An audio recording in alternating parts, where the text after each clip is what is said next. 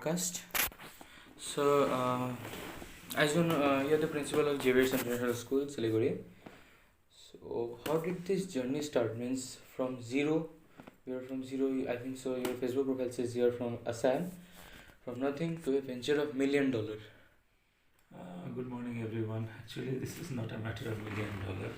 I was nothing in the year of 2000, 2000 that time.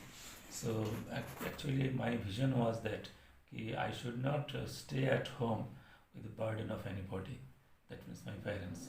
So, from the beginning, my vision was that I have to do something.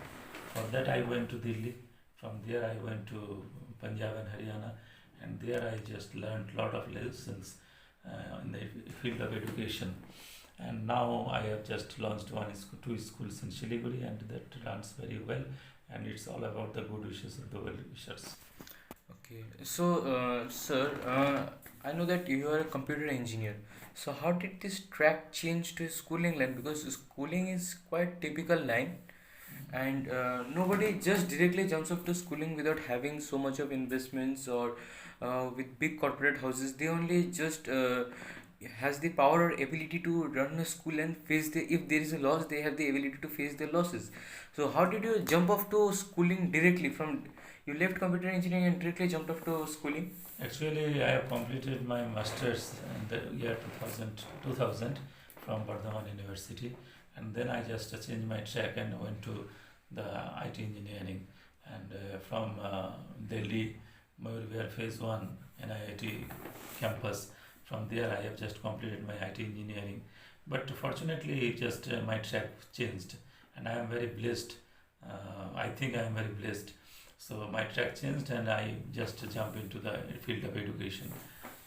That's all. Sir, something about your past life before starting this schooling, before your completing of IT education, before going to Delhi. I want to know that something before, means about your past life. Where do you where were you staying? Where was your past life? How did it spend? Was it very rich, lavish life or very poor life, or what kind of life did you live? Actually, I belong to a very low medium class family. Actually, my father is a retired headmaster, and my mother also a retired school teacher, government school teacher. So education is in my blood, and from the beginning, just teaching, I have seen two teachers at my home. So it influenced me very well. And middle class family, we don't have the huge money, or we cannot invest huge money. So our main investment is our labor. Our main investment is our energy. That I just implemented, and result is coming. Sir, did you fail in any of your, means anything in your life, means any, did you face any failure in your life? Yes, I faced lots of failure in my life. Actually, failure is the pillar of success, almost.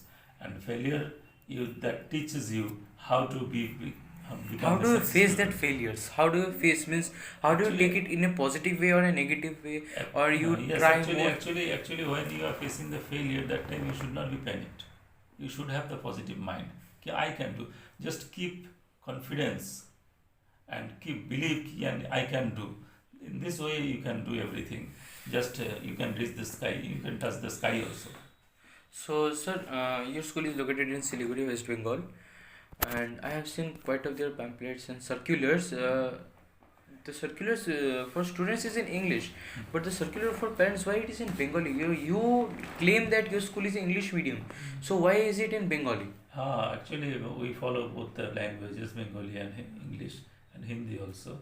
So students are just studying in English, but the parents may not coming from the English background. That's why we just send the message through Bengali also, so that the guardians can understand our messages. And for the students, it is strictly we are just following the English pattern and English language, and students have to reply in English, and students have to learn, read everything in English. So, what is your vision in next 20 years? Next 20 years is a long time, and first we have to be healthy. Number one. Number two, our vision is we have to upgrade our school up to class 12, and land is the main problem here. So we are just searching for the land to just for the school. So we are going to develop the school infrastructure also. Already we have IT lab, computer library, and 25 airy spacious classrooms, well good furnitures, educated and efficient teachers also. But we want more. Sir, this is a shooting while COVID pandemic. Please wear masks and wear all the use sanitizers and stay safe and stay in a distance. So, sir, my question is that in COVID situation, did your school get any effect? Means effect from financial conditions We are or teachers getting low salary or terminated from the no, no, school? no, no, no, no, no, no. We are not like that. Our teachers are all just working here in this school, and they are doing the online classes, and we are just paying them full salary. Actually, I have just come to know that some of the private concerns, they are not paying the fees, paying the salaries to the employees full. They are just getting the half salary of them, but we are never done this. Actually, school is a temple. Here we cannot do anything with dishonesty. Okay, so say you're an entrepreneur from last 20 years. So any message for entrepreneurs, upcoming entrepreneurs, those who are planning to open a school or any other business or any other thing? Simple secret is there. You should have the confidence, and you should believe on yourself, and never be panicked when you are a failure. Just this positive mind, if you have, then you can success. Maybe you don't have the money, maybe you don't have the manpower, but you can change the world. Okay, sir, thank you for your precious time in this podcast. So hope so you like this visiting in the studio and have a wonderful podcast over here. Any message or anything you want to give to the people, or anything from your side you want to say to the personal life? This program you are just starting, it's a very good initiative and very good. I just bless you, and I just wish your every success. This kind of programs are very helpful for the people, so that those who are just interested in doing something alone, they will be just encouraged with this. Actually, I have told already I belong to a very lower middle class family.